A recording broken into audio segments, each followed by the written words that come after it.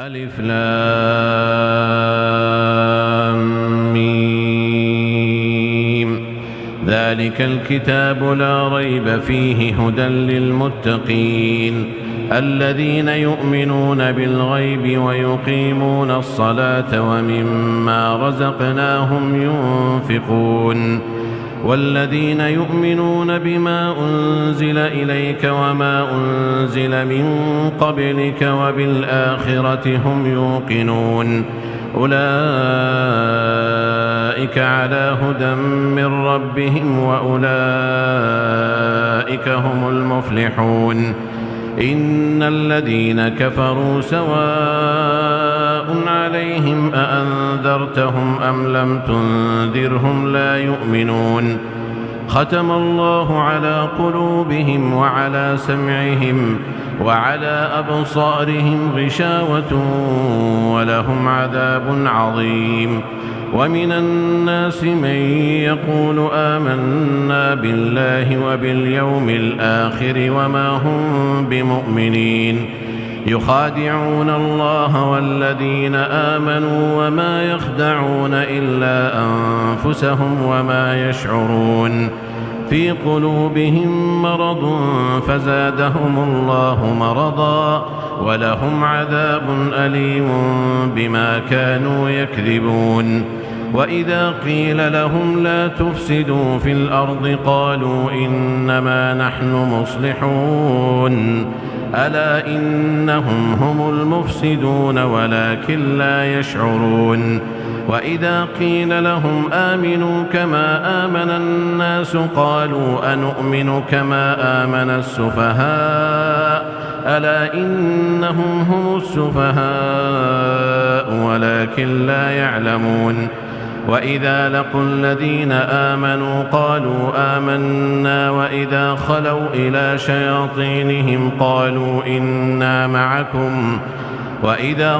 إلى شياطينهم قالوا إنا معكم إنما نحن مستهزئون الله يستهزئ بهم ويمدهم في طغيانهم يعمهون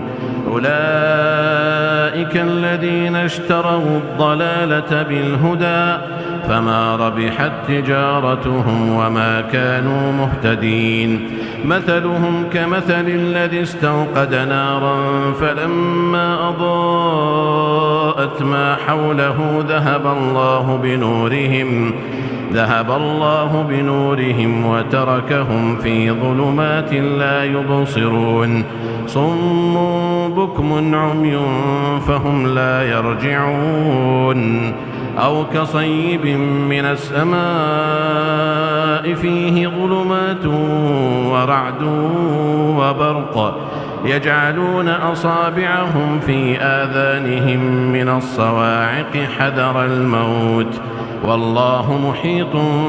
بالكافرين يكاد البرق يخطف أبصارهم كلما أضاء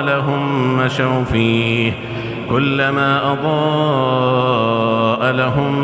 مشوا فيه وإذا أظلم عليهم قاموا ولو شاء الله لذهب بسمعهم وأبصارهم إن الله على كل شيء قدير يا أيها الناس اعبدوا ربكم الذي خلقكم والذين من قبلكم لعلكم تتقون الذي جعل لكم الأرض فراشا والسماء بناء وأنزل من السماء ماء فأخرج به من الثمرات رزقا لكم فلا تجعلوا لله أندادا وأنتم تعلمون وإن كنتم في ريب مما نزلنا على عبدنا فأتوا بسورة من مثله وادعوا شهداءكم من دون الله إن كنتم صادقين فإن لم تفعلوا ولن تفعلوا فاتقوا النار التي وقودها الناس والحجارة أعدت للكافرين وبشر الذين آمنوا وعملوا الصالحات أن لهم جنات تجري من تحتها الأنهار كلما رزقوا منها من ثمرة رزقا قالوا هذا الذي رزقنا من قبل وأتوا به متشابها ولهم فيها أزواج مطهرة وهم فيها خالدون إن الله لا يستحيي أن يضرب مثلا ما بعوضة فما فوقها فأما الذين آمنوا فيعلمون أنه الحق من ربهم وأما الذين كفروا فيقولون ماذا أراد الله بهذا مثلا يضل به كثيرا ويهدي به كثيرا وما يضل به إلا الفاسقين الذين ينقضون عهد الله من بعد ميثاقه ويقطعون ما أمر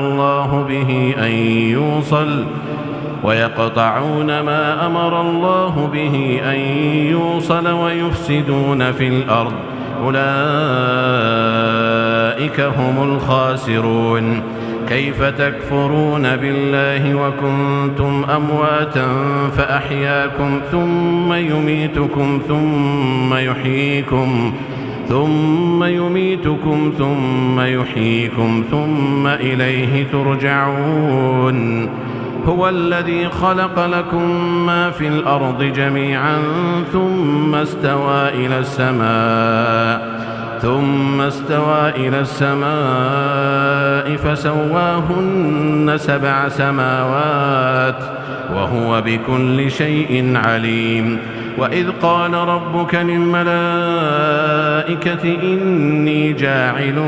في الأرض خليفة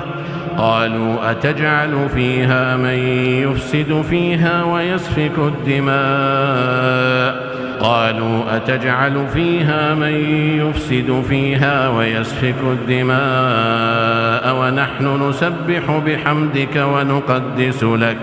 قال إني أعلم ما لا تعلمون وعلم آدم الأسماء كلها ثم عرضهم على الملائكة فقال أنبئوني بأسماء هؤلاء إن كنتم صادقين قالوا سبحانك لا علم لنا إلا ما علمتنا إنك أنت العليم الحكيم قال يا آدم أنبئهم بأسمائهم فلما أنبأهم بأسمائهم قال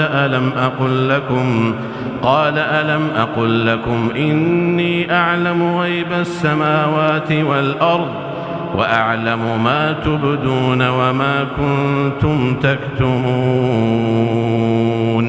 وإذ قلنا للملائكة اسجدوا لآدم فسجدوا إلا إبليس أبى واستكبر وكان من الكافرين وقلنا يا آدم اسكن أنت وزوجك الجنة وكلا منها رغدا حيث شئتما ولا تقربا هذه الشجرة فتكونا من الظالمين فأزلهما الشيطان عنها فأخرجهما مما كانا فيه وقلنا اهبطوا بعضكم لبعض عدو ولكم في الأرض مستقر ومتاع إلى حين فتلقى آدم من ربه كلمات فتاب عليه إنه هو التواب الرحيم قلنا اهبطوا منها جميعا فإما يأتينكم مني هدى فمن تبع هداي فلا خوف عليهم ولا هم يحزنون والذين كفروا وكذبوا بآياتنا أولئك أصحاب النار هم فيها خالدون. يا بني إسرائيل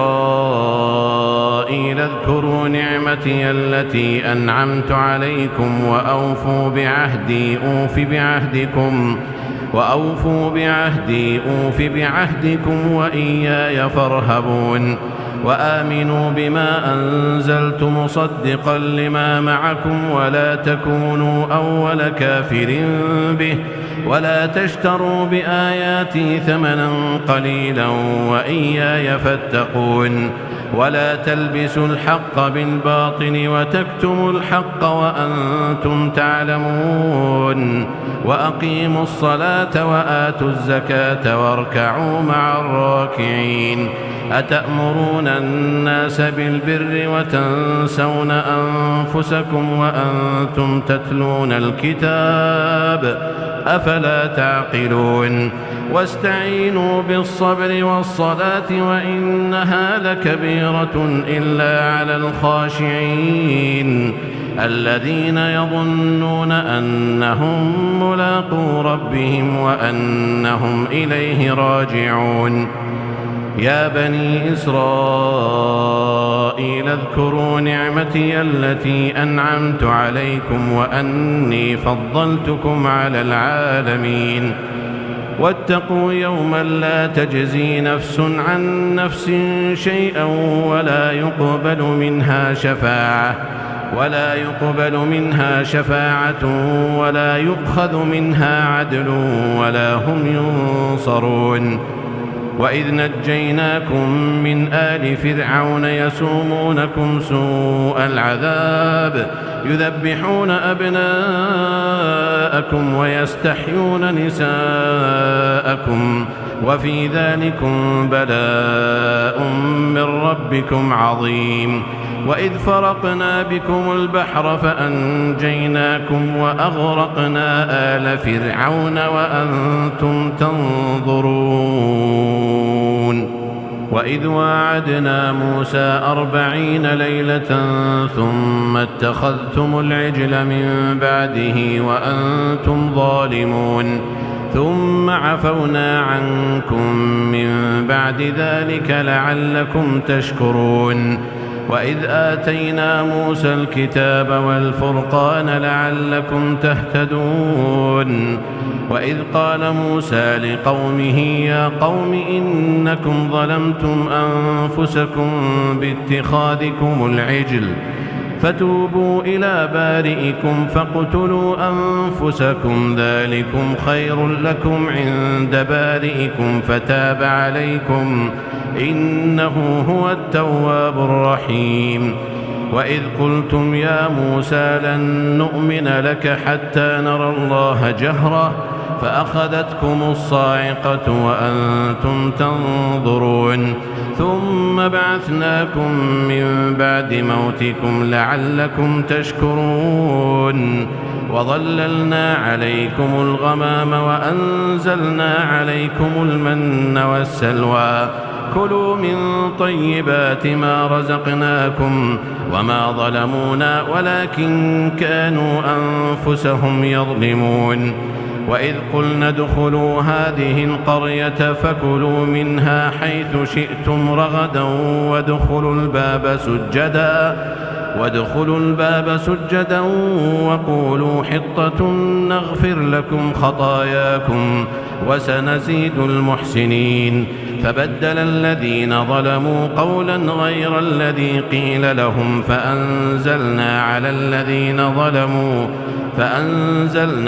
الذين ظلموا رجزا من السماء بما كانوا يفسقون. وإذ استسقى موسى لقومه فقلنا اضرب بعصاك الحجر فانفجرت منه 12 عينا قد علم كل أناس مشربهم كلوا واشربوا من رزق الله ولا تعثوا في الأرض مفسدين. وإذ قلتم يا موسى لن نصبر على طعام واحد فادع لنا ربك يخرج لنا مما تنبت الأرض من بقلها وقثائها وفومها وعدسها وبصلها. قال أتستبدلون الذي هو أدنى بالذي هو خير؟ اهبطوا مصرا فإن لكم ما سألتم وضربت عليهم الذلة والمسكنة وباءوا بغضب من الله، ذلك بأنهم كانوا يكفرون بآيات الله ويقتلون النبيين بغير الحق، ذلك بما عصوا وكانوا يعتدون. إن الذين آمنوا والذين هادوا والنصارى والصابئين من آمن بالله واليوم الآخر وعمل صالحا فلهم أجرهم عند ربهم ولا خوف عليهم ولا هم يحزنون. وإذ أخذنا ميثاقكم ورفعنا فوقكم الطور خذوا ما آتيناكم بقوة واذكروا ما فيه لعلكم تتقون. ثم توليتم من بعد ذلك فلولا فضل الله عليكم ورحمته لكنتم من الخاسرين. ولقد علمتم الذين اعتدوا منكم في السبت فقلنا لهم كونوا قردة خاسئين فجعلناها نكالا لما بين يديها وما خلفها وموعظة للمتقين. وإذ قال موسى لقومه إن الله يأمركم أن تذبحوا بقرة قالوا أتتخذنا هزوا قال أعوذ بالله أن أكون من الجاهلين. قالوا ادع لنا ربك يبين لنا ما هي قال إنه يقول إنها بقرة لا فارض ولا بكر عوان بين ذلك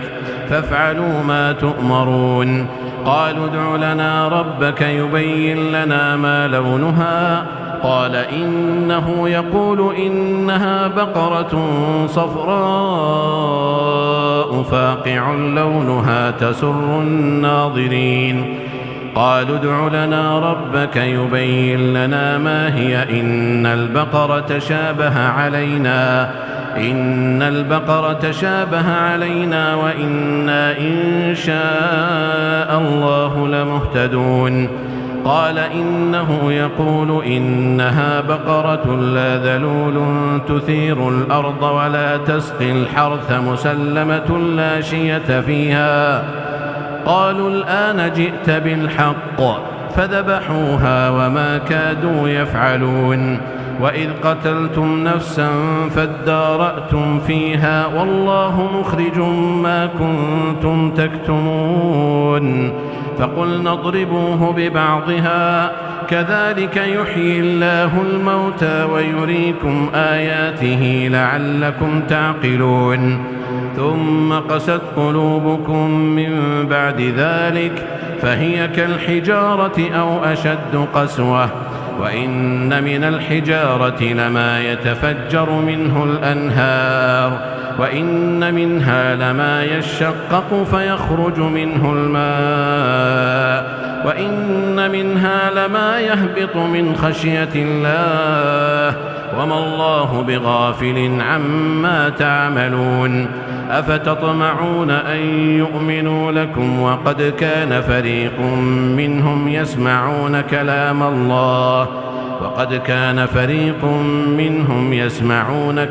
الله ثم يحرفونه من بعد ما عقلوه ثم يحرفونه من بعد ما عقلوه وهم يعلمون. وإذا لقوا الذين آمنوا قالوا آمنا وإذا خلا بعضهم إلى بعض قالوا أتحدثونهم بما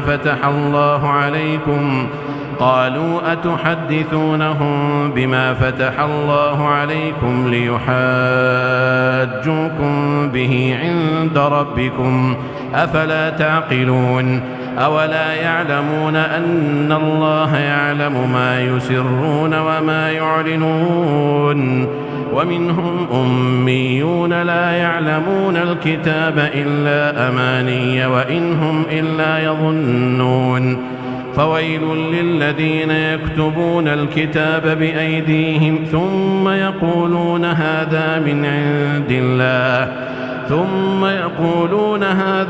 عند الله ليشتروا به ثمنا قليلا فويل لهم مما كتبت أيديهم وويل لهم مما يكسبون. وقالوا لن تمسنا النار إلا أياما معدودة قل أتخذتم عند الله عهدا فلن يخلف الله عهده أم تقولون على الله ما لا تعلمون. بلى من كسب سيئة وأحاطت به خطيئته فأولئك أصحاب النار هم فيها خالدون. والذين آمنوا وعملوا الصالحات أولئك أصحاب الجنة هم فيها خالدون. وإذ أخذنا ميثاق بني إسرائيل لا تعبدون إلا الله وبالوالدين إحسانا وذي القربى واليتامى والمساكين وقولوا للناس حسنا وأقيموا الصلاة وآتوا الزكاة ثم توليتم إلا قليلا منكم وأنتم معرضون.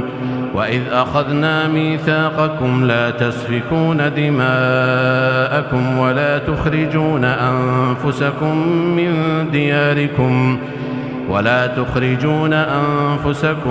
من دياركم ثم أقررتم وأنتم تشهدون. ثم أنتم هؤلاء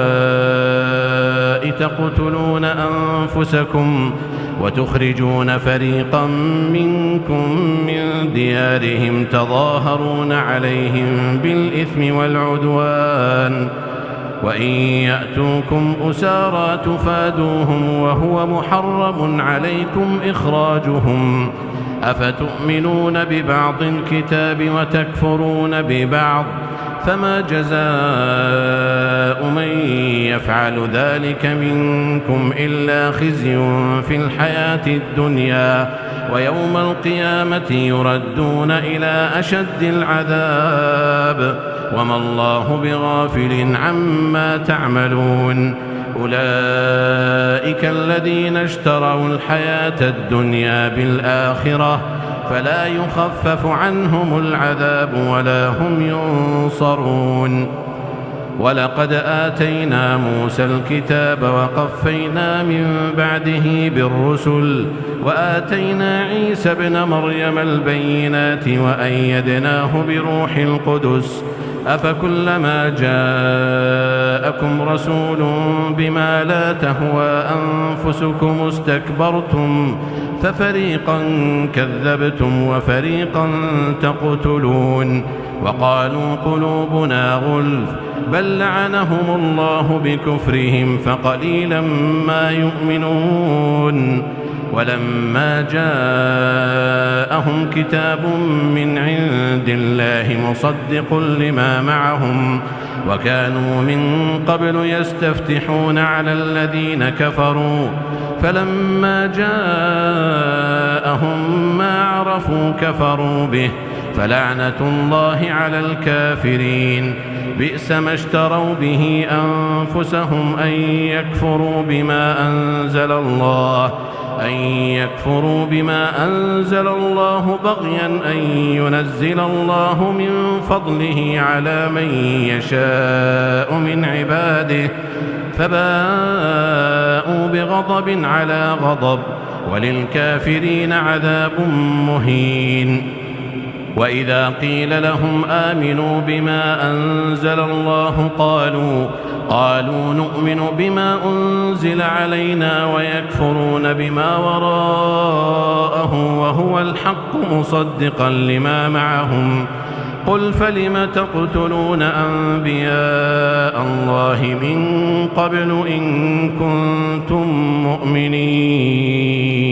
ولقد جاءكم موسى بالبينات ثم اتخذتم العجل من بعده وأنتم ظالمون. وإذ أخذنا ميثاقكم ورفعنا فوقكم الطور خذوا ما آتيناكم بقوة واسمعوا قالوا سمعنا وعصينا وأشربوا في قلوبهم العجل بكفرهم قل بئس ما يأمركم به إيمانكم إن كنتم مؤمنين. قل إن كانت لكم الدار الآخرة عند الله خالصة من دون الناس فتمنوا الموت إن كنتم صادقين ولن يتمنوه أبدا بما قدمت أيديهم والله عليم بالظالمين. ولتجدنهم أحرص الناس على حياة ومن الذين أشركوا يود أحدهم لو يعمر 1000 سنة وما هو بمزحزحه من العذاب أن يعمر والله بصير بما يعملون. قل من كان عدوا لجبريل فإنه نزله على قلبك بإذن الله مصدقا لما بين يديه وهدى وبشرى للمؤمنين. من كان عدوا لله وملائكته ورسله وجبريل وميكال فإن الله عدو للكافرين. ولقد أنزلنا إليك آيات بينات وما يكفر بها إلا الفاسقون. أوكلما عاهدوا عهدا نبذه فريق منهم بل أكثرهم لا يؤمنون. ولما جاءهم رسول من عند الله مصدق لما معهم نبذ فريق من الذين أوتوا الكتاب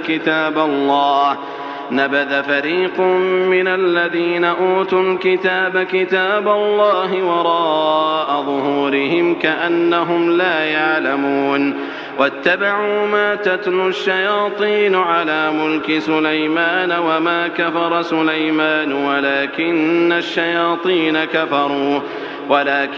الشياطين كفروا يعلمون الناس السحر وما أنزل على الملكين ببابل هاروت وماروت وما يعلمان من أحد حتى يقولا إنما نحن فتنة فلا تكفر فيتعلمون منهما ما يفرقون به بين المرء وزوجه وما هم بضارين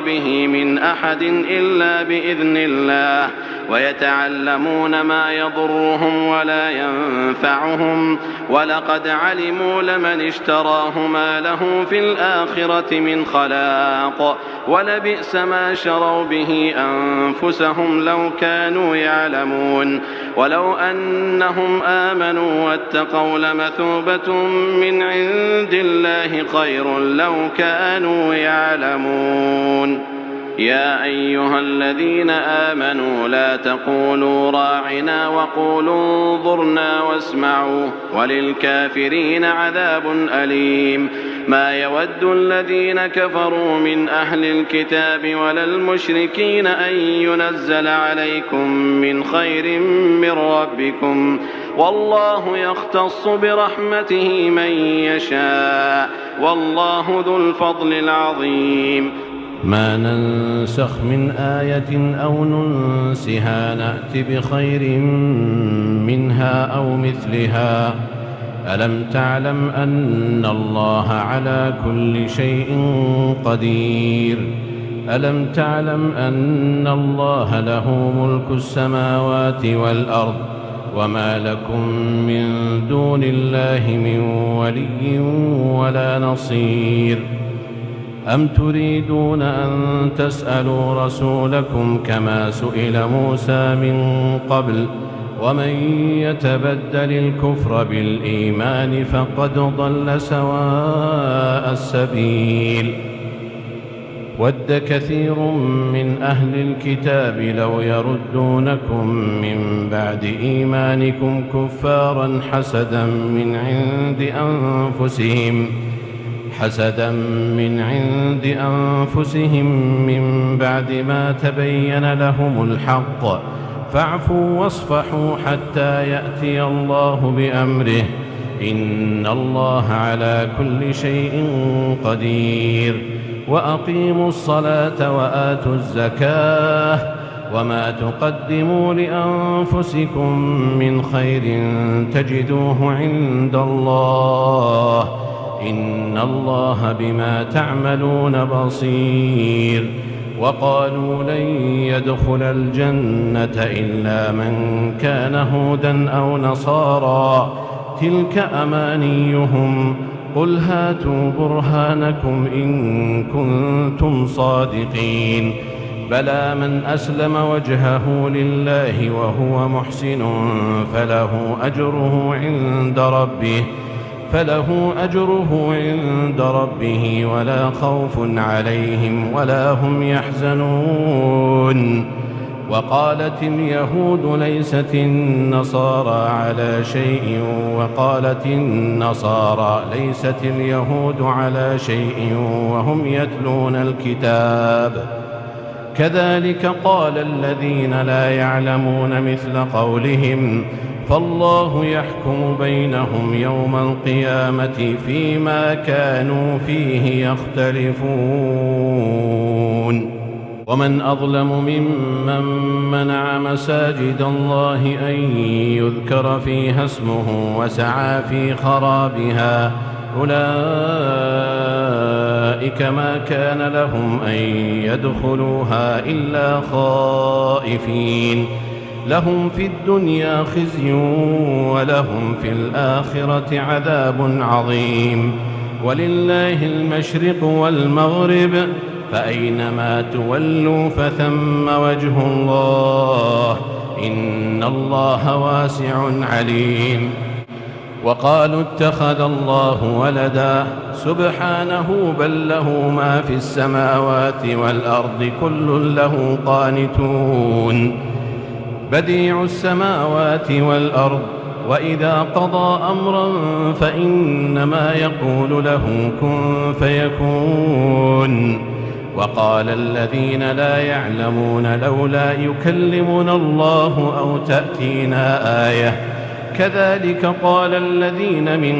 قبلهم مثل قولهم تشابهت قلوبهم قد بينا الآيات لقوم يوقنون إنا أرسلناك بالحق بشيرا ونذيرا ولا تسأل عن أصحاب الجحيم ولن ترضى عنك اليهود ولا النصارى حتى تتبع ملتهم قل إن هدى الله هو الهدى ولئن اتبعت أهواءهم بعد الذي جاءك من العلم ما لك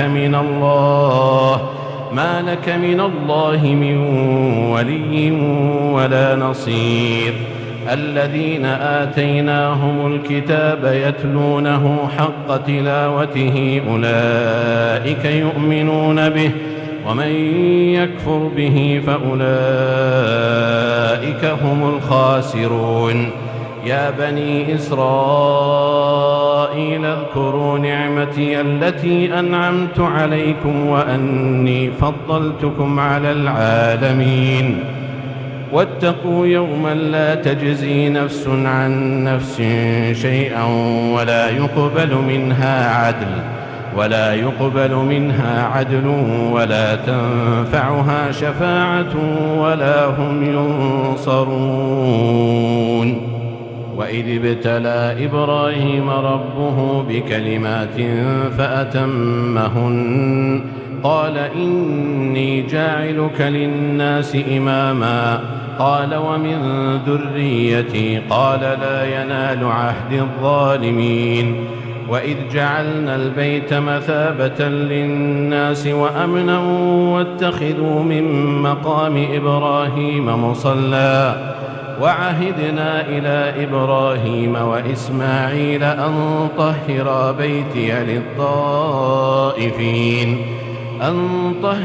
بيتي للطائفين والعاكفين والركع السجود. وإذ قال إبراهيم رب اجعل هذا بلدا آمنا وارزق أهله من الثمرات من آمن منهم بالله واليوم الآخر قال ومن كفر فأمتعه قليلا ثم أضطره إلى عذاب النار وبئس المصير. وإذ يرفع إبراهيم القواعد من البيت وإسماعيل ربنا تقبل منا إنك أنت السميع العليم ربنا واجعلنا مسلمين لك ومن ذريتنا أمة مسلمة لك وأرنا مناسكنا وتب علينا إنك أنت التواب الرحيم ربنا وابعث فيهم رسولا منهم يتلو عليهم آياتك ويعلمهم الكتاب والحكمة ويزكيهم إنك أنت العزيز الحكيم. ومن يرغب عن ملة إبراهيم إلا من سفه نفسه ولقد اصطفيناه في الدنيا وإنه في الآخرة لمن الصالحين. إذ قال له ربه أسلم قال أسلمت لرب العالمين. ووصى بها إبراهيم بنيه ويعقوب يا بني إن الله اصطفى لكم الدين فلا تموتن إلا وأنتم مسلمون. أم كنتم شهداء إذ حضر يعقوب الموت إذ قال لبنيه ما تعبدون من بعدي قالوا نعبد إلهك وإله آبائك إبراهيم وإسماعيل وإسحاق إلها واحدا ونحن له مسلمون. تلك أمة قد خلت لها ما كسبت ولكم ما كسبتم ولا تسألون عما كانوا يعملون. وقالوا كونوا هودا أو نصارى تهتدوا قل بل ملة إبراهيم حنيفا وما كان من المشركين. قولوا آمنا بالله وما أنزل إلينا وما أنزل إلى إبراهيم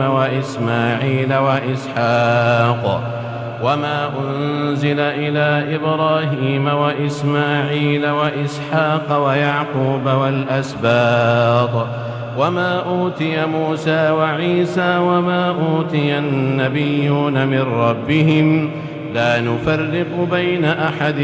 منهم ونحن له مسلمون. فإن آمنوا بمثل ما آمنتم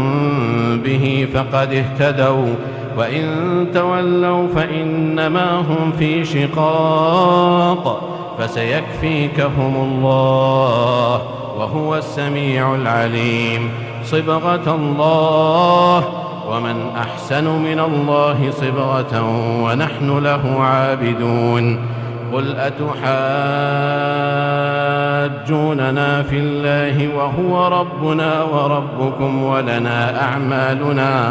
ولنا أعمالنا ولكم أعمالكم ونحن له مخلصون أم تقولون إن إبراهيم وإسماعيل وإسحاق ويعقوب والأسباط كانوا هودا أو نصارى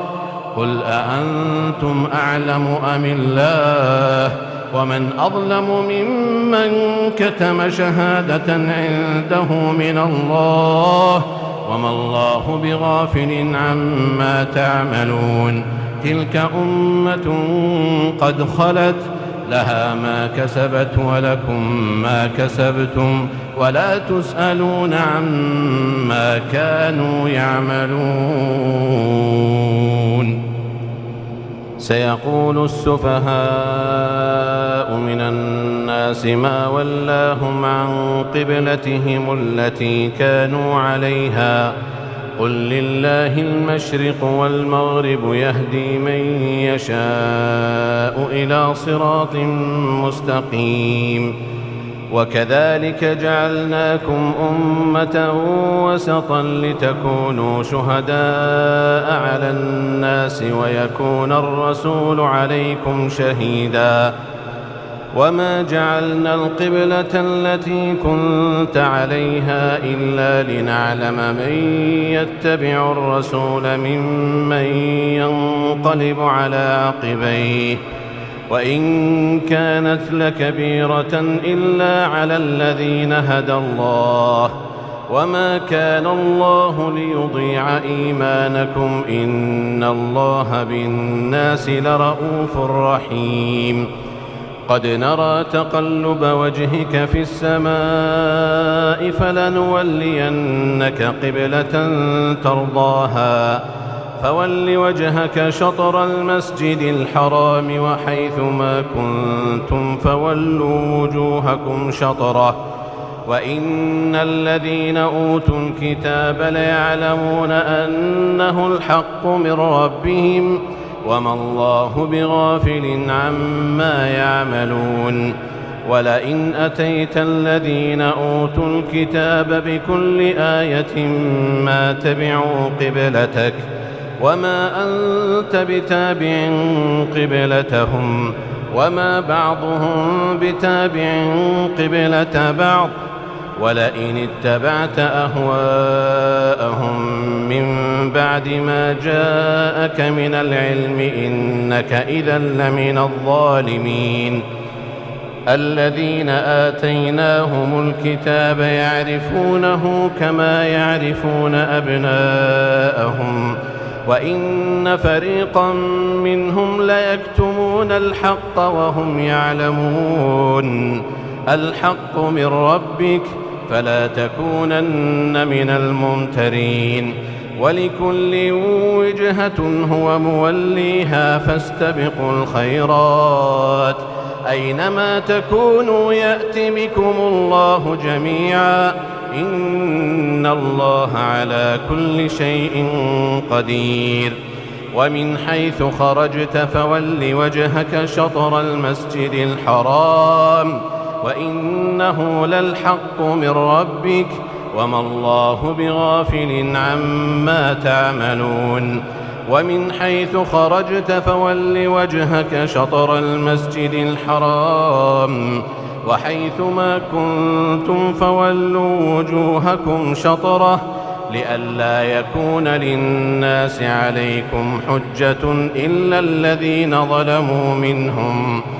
لئلا يكون للناس عليكم حجة إلا الذين ظلموا منهم فلا تخشوهم واخشوني ولأتم نعمتي عليكم ولعلكم تهتدون كما أرسلنا فيكم رسولا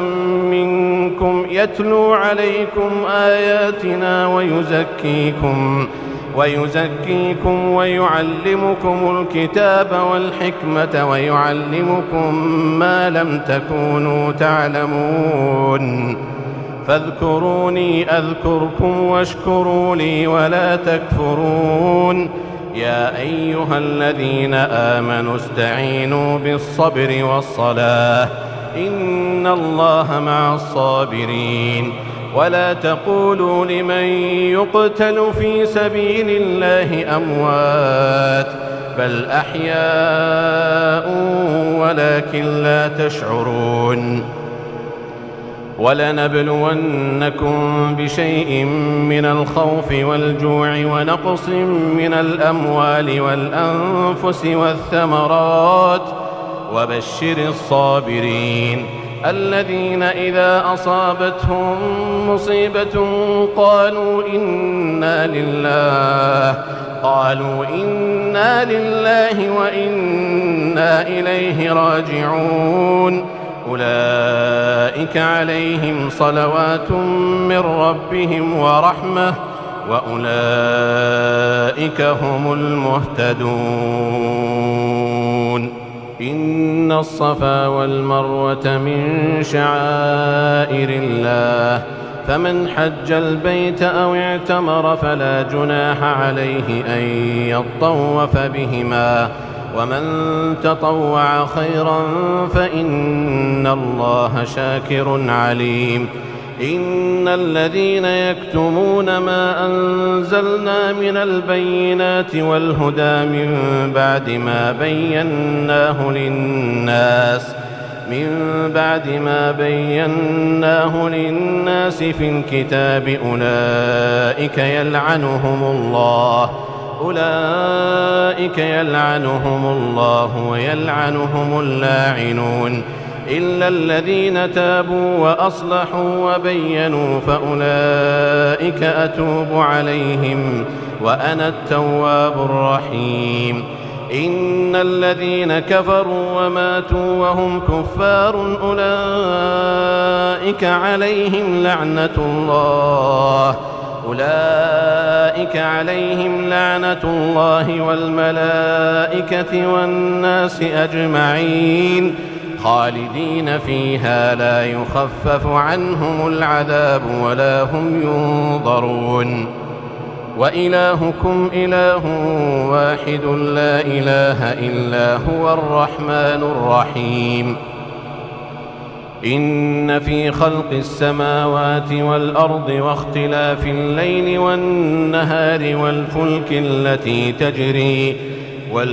التي تجري في البحر بما ينفع الناس وما أنزل الله من السماء من ماء فأحيا به الأرض بعد موتها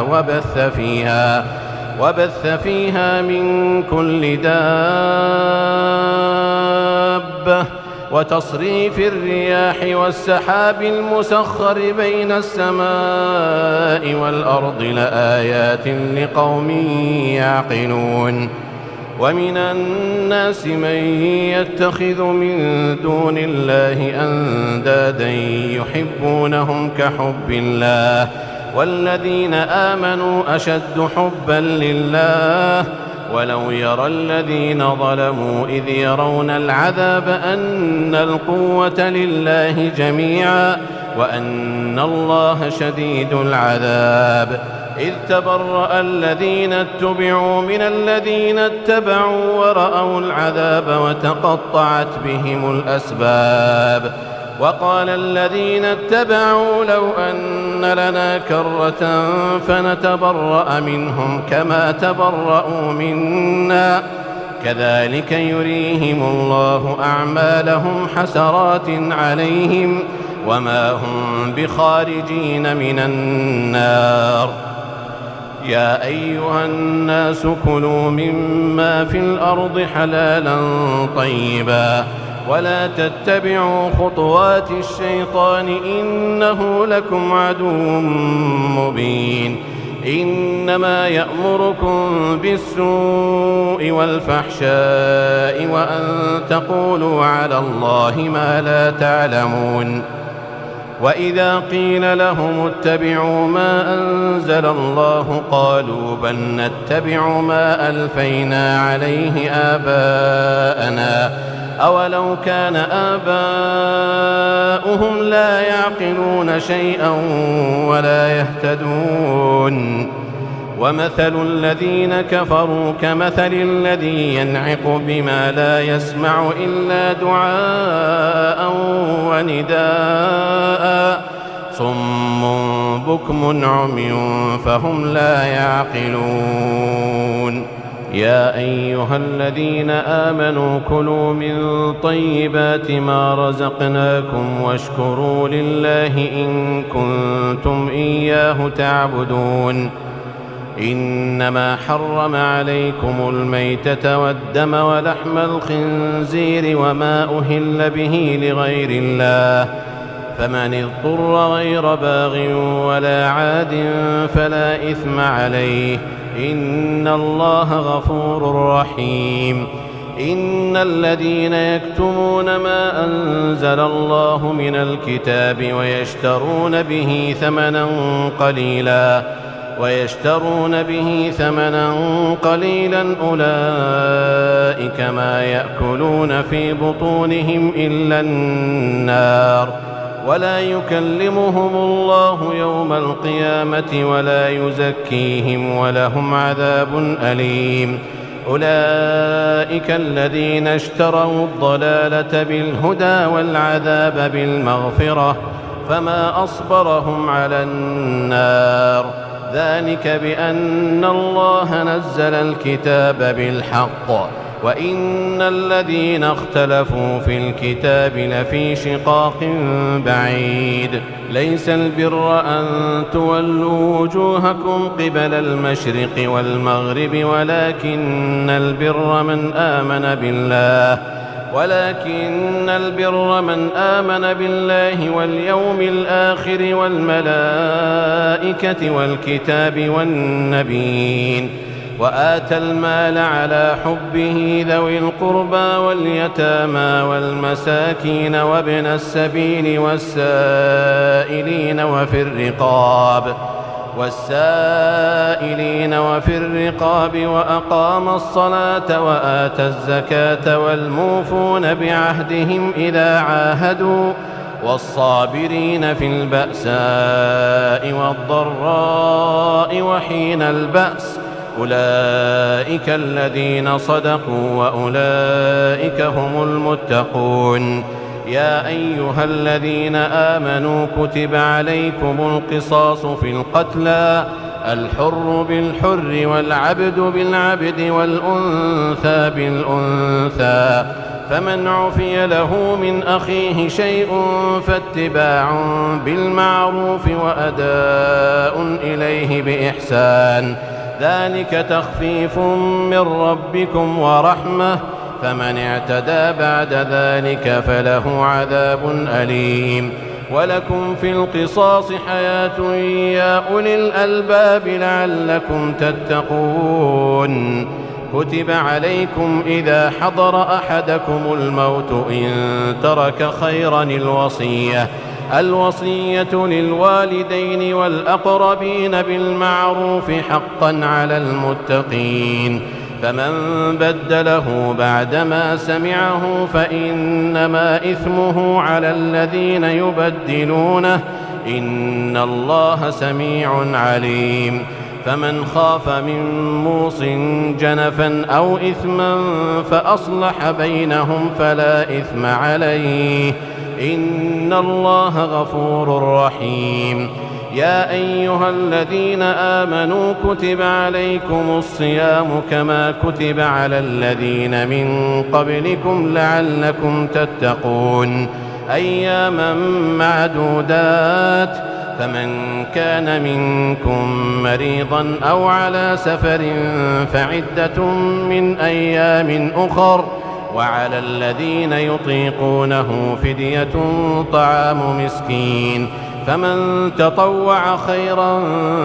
فهو خير له وأن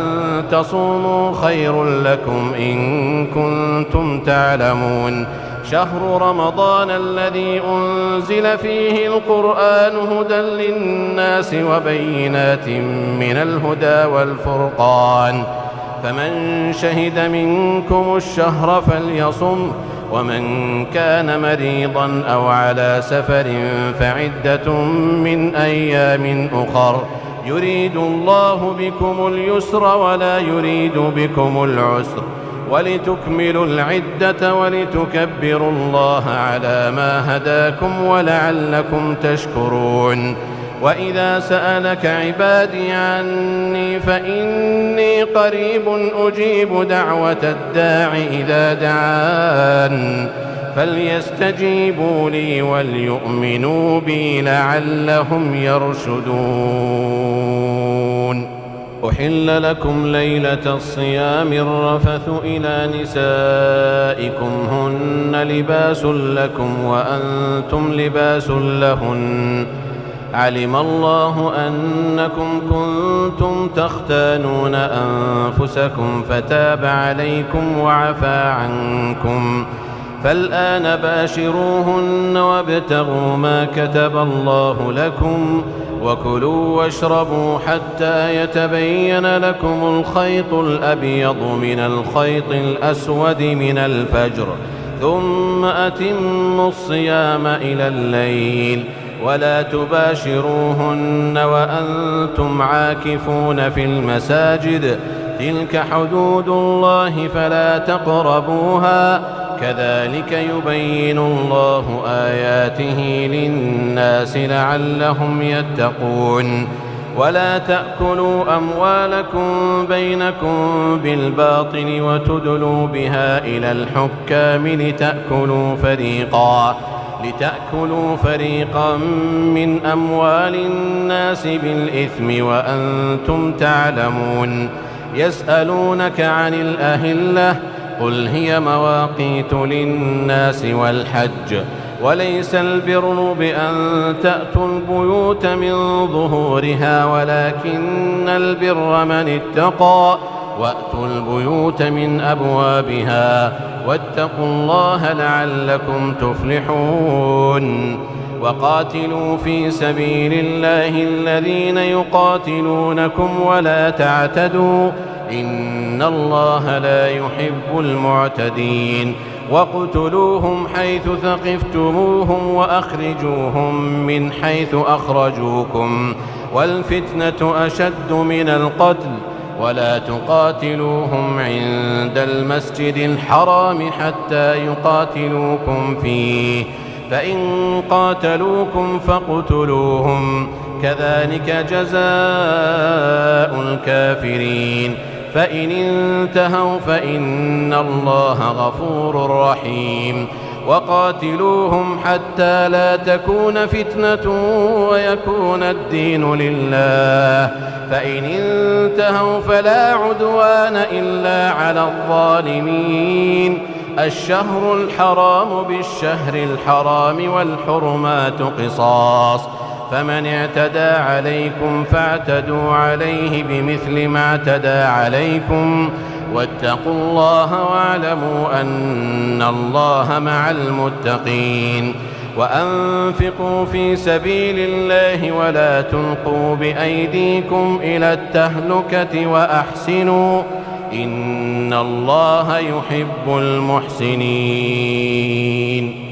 وأتموا الحج والعمرة لله فإن أحصرتم فما استيسر من الهدي ولا تحلقوا رؤوسكم حتى يبلغ الهدي محله فمن كان منكم مريضا أو به أذى من رأسه ففدية من صيام أو صدقة أو نسك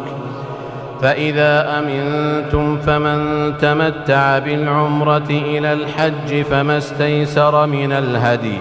فمن لم يجد فصيام 3 أيام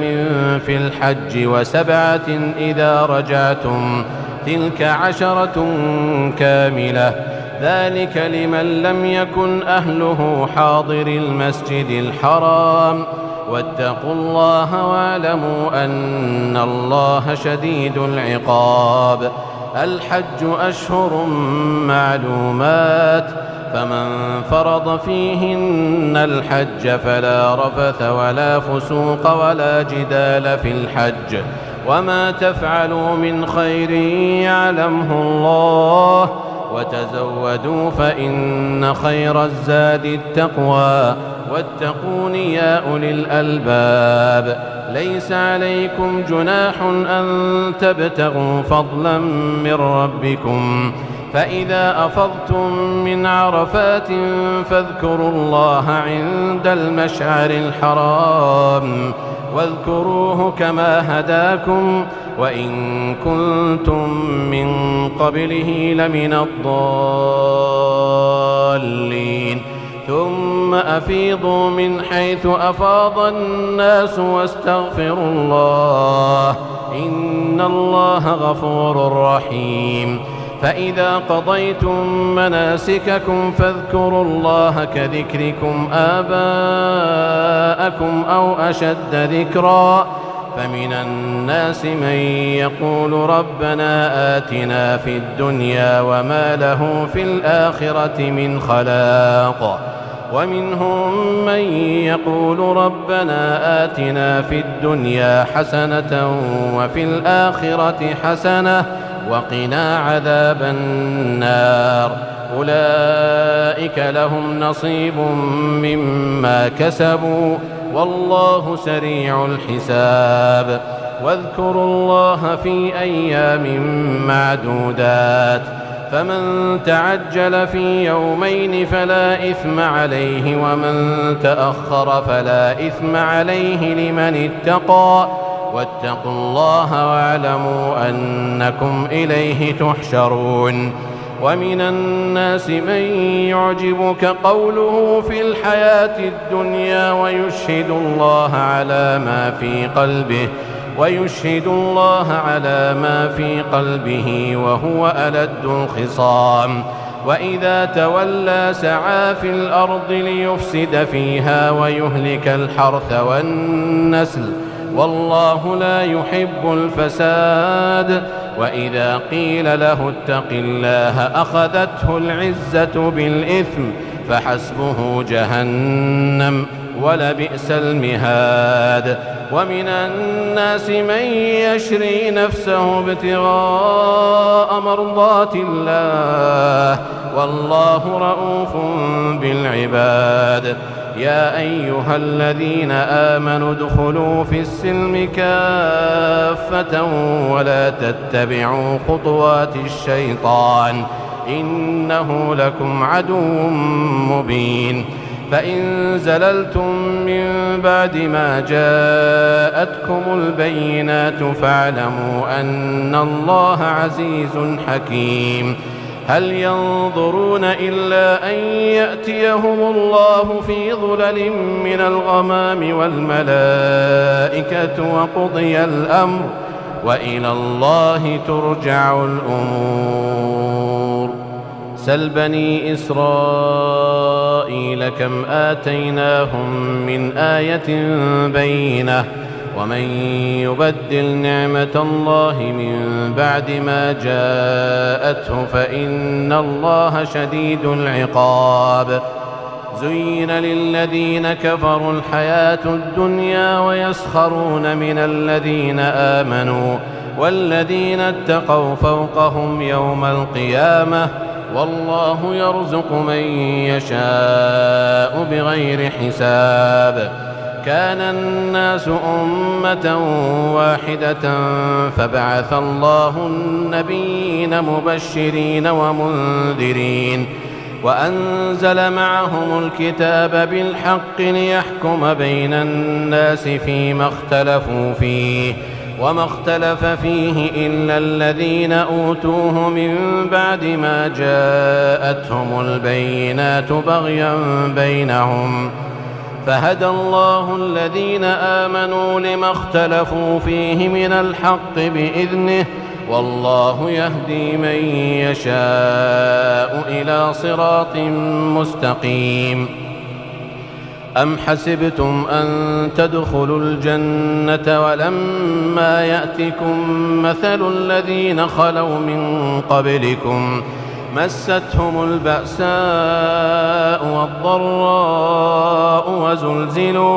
وزلزلوا حتى يقول الرسول والذين آمنوا معه متى نصر الله ألا إن نصر الله قريب يسألونك ماذا ينفقون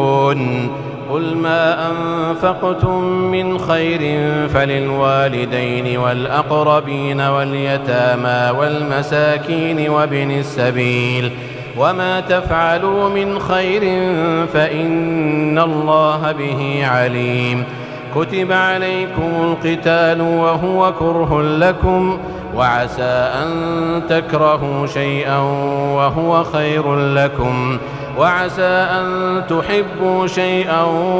وهو شر لكم والله يعلم وأنتم لا تعلمون يسألونك عن الشهر الحرام قتال فيه قل قتال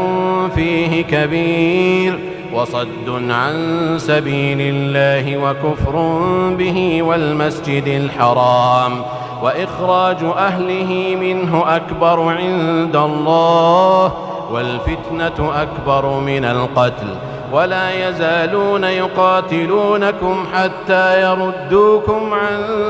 دينكم إن استطاعوا ومن يرتد منكم عن دينه فيمت وهو كافر فأولئك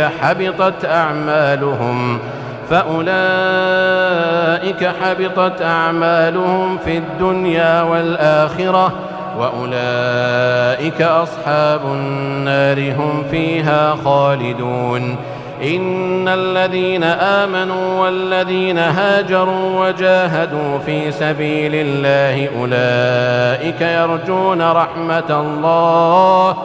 والله غفور رحيم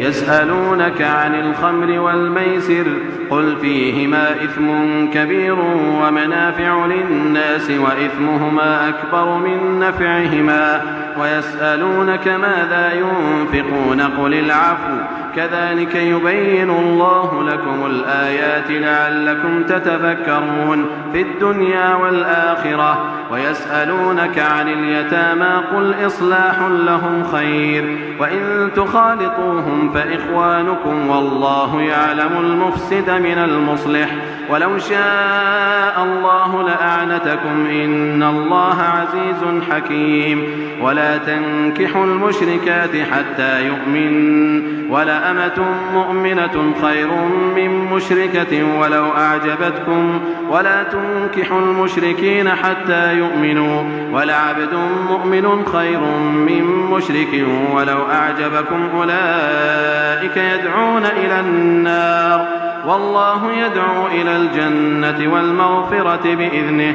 ويبين آياته للناس لعلهم يتذكرون ويسألونك عن المحيض قل هو أذى فاعتزلوا النساء في المحيض ولا تقربوهن حتى يطهرن فإذا تطهرن فأتوهن من حيث أمركم الله إن الله يحب التوابين ويحب المتطهرين نساؤكم حرث لكم فأتوا حرثكم أنى شئتم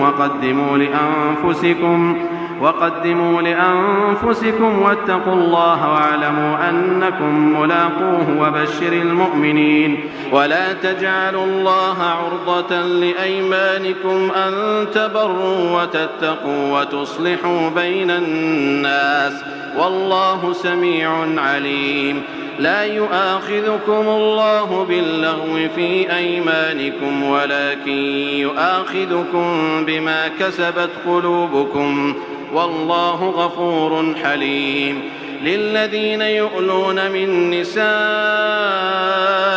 تربص 4 أشهر فإن فاءوا فإن الله غفور رحيم وإن عزموا الطلاق فإن الله سميع عليم والمطلقات يتربصن بأنفسهن 3 قروء ولا يحل لهن أن يكتمن ما خلق الله في أرحامهن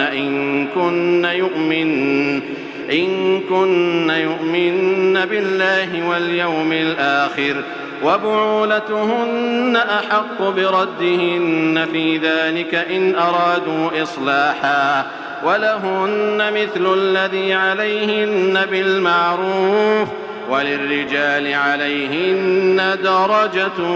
والله عزيز حكيم. الطلاق مرتان فإمساك بمعروف أو تسريح بإحسان ولا يحل لكم أن تأخذوا مما آتيتموهن شيئا إلا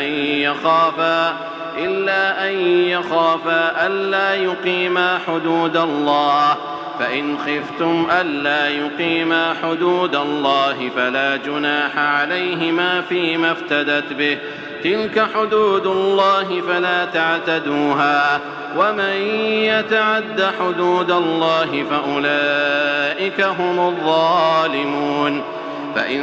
طلقها فلا تحل له من بعد حتى تنكح زوجا غيره فإن طلقها فلا جناح عليهما أن يتراجعا إن ظنا أن يقيما حدود الله وتلك حدود الله يبينها لقوم يعلمون. وإذا طلقتم النساء فبلغن أجلهن فأمسكوهن بمعروف أو سرحوهن بمعروف ولا تمسكوهن ضرارا لتعتدوا ومن يفعل ذلك فقد ظلم نفسه ولا تتخذوا آيات الله هزوا واذكروا نعمة الله عليكم وما أنزل عليكم من الكتاب والحكمة يعظكم به واتقوا الله واعلموا أن الله بكل شيء عليم. وإذا طلقتم النساء فبلغن أجلهن فلا تعضلوهن أن ينكحن أزواجهن إذا تراضوا بينهم بالمعروف ذلك يوعظ به من كان منكم يؤمن بالله واليوم الآخر ذلكم أزكى لكم وأطهر والله يعلم وأنتم لا تعلمون. والوالدات يرضعن أولادهن حولين كاملين لمن أراد أن يتم الرضاعة وعلى المولود له رزقهن وكسوتهن بالمعروف لا تكلف نفس إلا وسعها لا تضار والدة بولدها ولا مولود له بولده وعلى الوارث مثل ذلك فإن أرادا فصالا عن تراض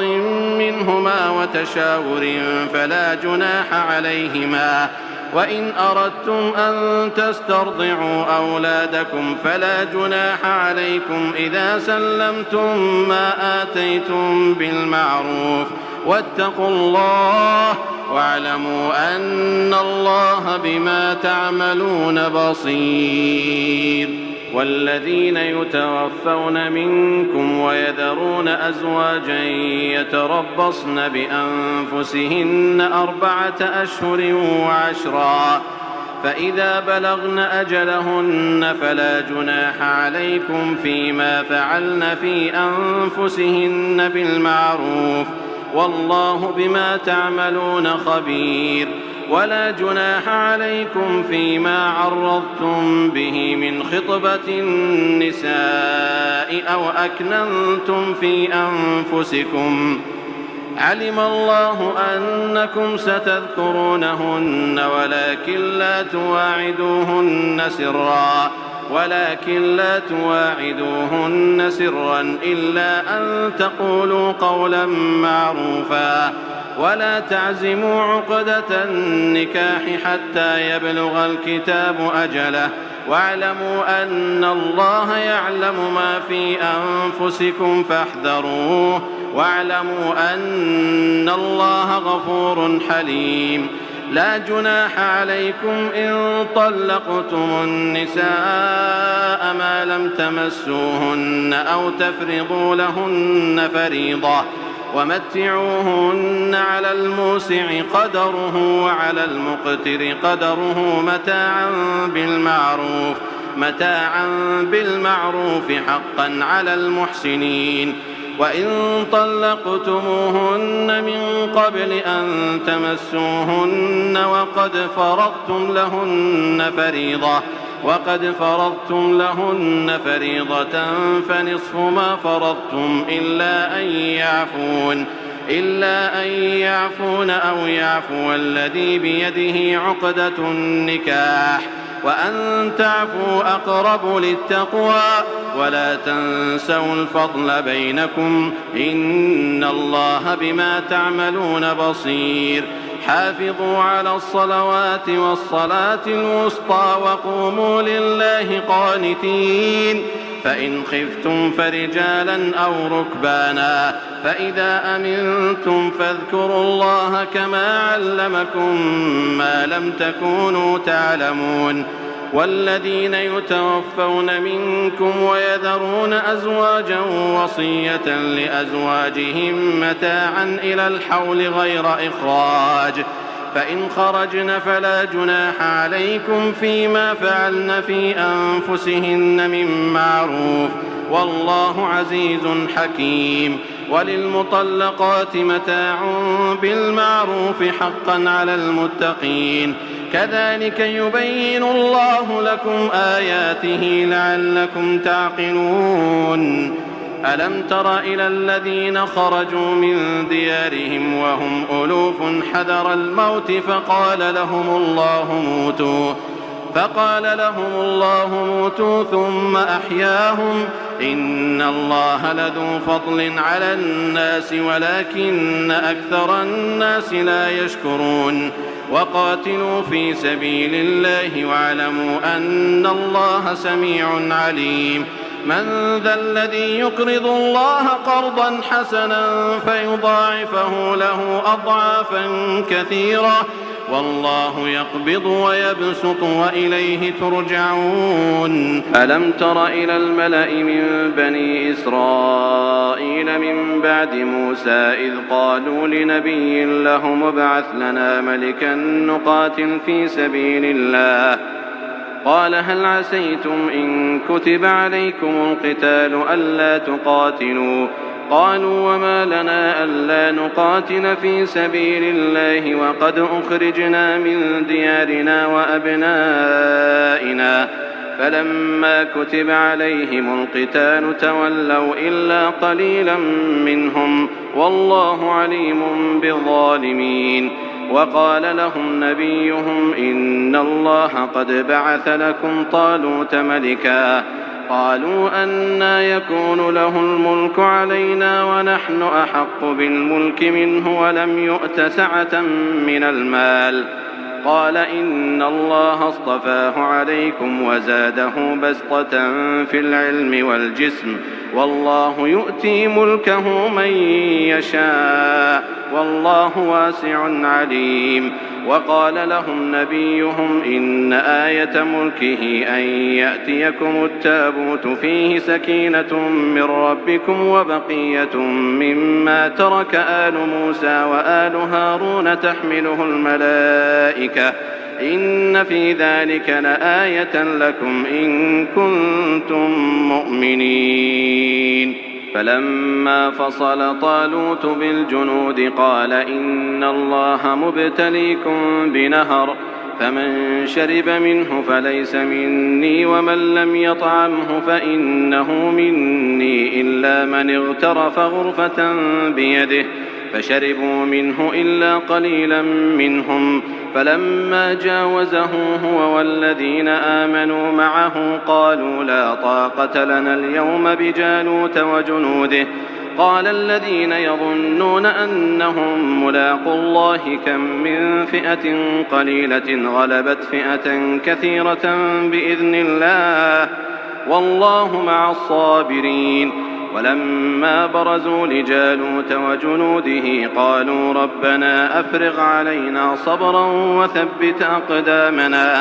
وثبت أقدامنا وانصرنا على القوم الكافرين فهزموهم بإذن الله وقتل داود جالوت وآتاه الله الملك والحكمة وعلمه مما يشاء ولولا دفع الله الناس بعضهم ببعض لفسدت الأرض ولكن الله ذو فضل على العالمين تلك آيات الله نتلوها عليك بالحق وإنك لمن المرسلين تلك الرسل فضلنا بعضهم على بعض منهم من كلم الله ورفع بعضهم درجات وآتينا عيسى ابن مريم البينات وأيدناه بروح القدس ولو شاء الله ما اقتتل الذين من بعدهم من بعد ما جاءتهم البينات ولكن اختلفوا فمنهم من آمن ومنهم من كفر ولو شاء الله ما اقتتلوا ولكن الله يفعل ما يريد يا أيها الذين آمنوا أنفقوا مما رزقناكم من قبل أن يأتي يوم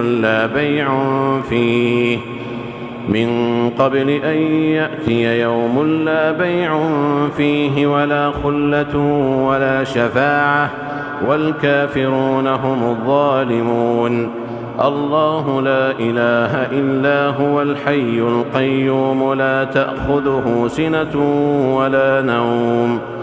له ما في السماوات وما في الأرض من ذا الذي يشفع عنده إلا بإذنه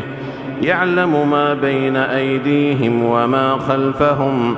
ولا يحيطون بشيء من علمه إلا بما شاء وسع كرسيه السماوات والأرض ولا يؤوده حفظهما وهو العلي العظيم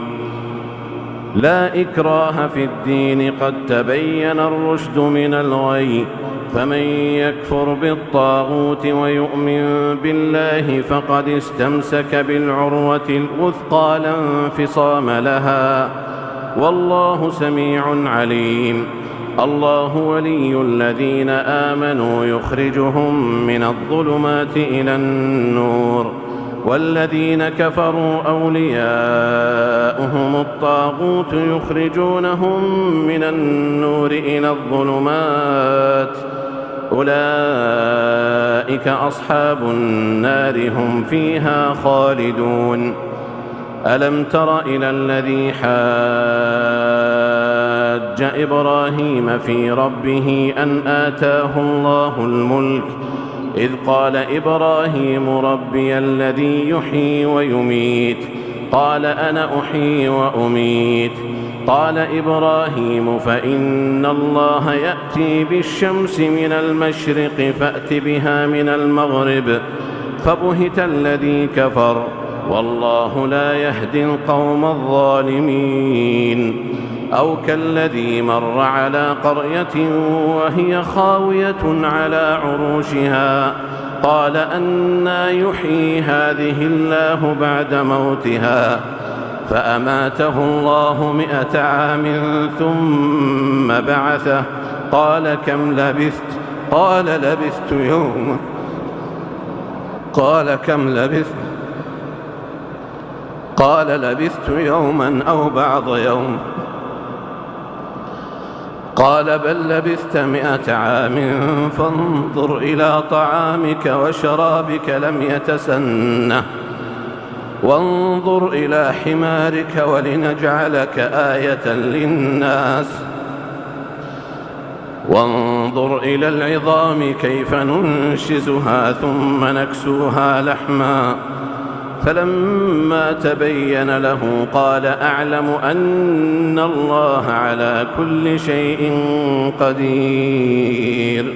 وإذ قال إبراهيم رب أرني كيف تحيي الموتى قال أولم تؤمن قال بلى ولكن ليطمئن قلبي قال فخذ 4 من الطير فصرهن إليك ثم اجعل على كل جبل منهن جزءا ثم ادعهن يأتينك سعيا واعلم أن الله عزيز حكيم مثل الذين ينفقون أموالهم في سبيل الله كمثل حبة أنبتت 7 سنابل في كل سنبلة 100 حبة والله يضاعف لمن يشاء والله واسع عليم الذين ينفقون أموالهم في سبيل الله ثم لا يتبعون ما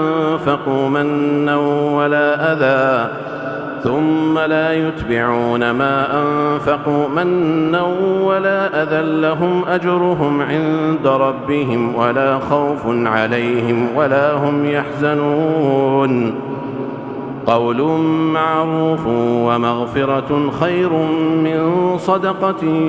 يتبعها أذى والله غني حليم يا أيها الذين آمنوا لا تبطلوا صدقاتكم بالمن والأذى كالذي ينفق ماله رئاء الناس ولا يؤمن بالله واليوم الآخر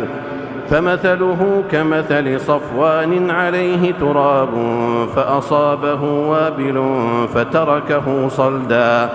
لا يقدرون على شيء مما كسبوا والله لا يهدي القوم الكافرين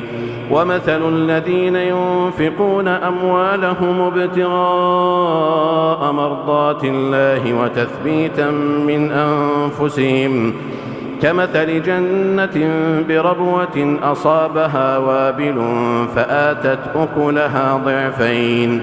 فإن لم يصبها وابل فطل والله بما تعملون بصير أيود أحدكم أن تكون له جنة من نخيل وأعناب تجري من تحتها الأنهار له فيها من كل الثمرات وأصابه الكبر وله ذرية ضعفاء فأصابها إعصار فيه نار فاحترقت كذلك يبين الله لكم الآيات لعلكم تتفكرون يا أيها الذين آمنوا أنفقوا من طيبات ما كسبتم ومما أخرجنا لكم من الأرض